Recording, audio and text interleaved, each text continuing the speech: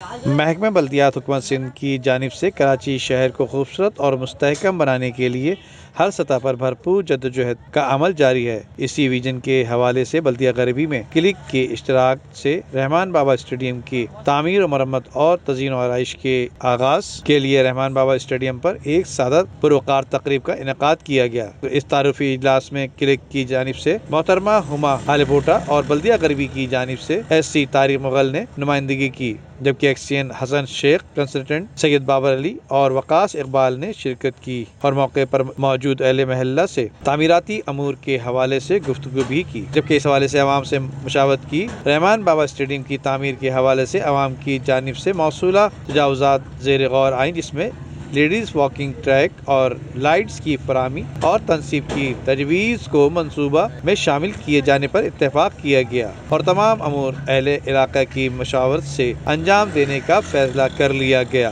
Nadeem Siddiqui, metro 7 Pakistan.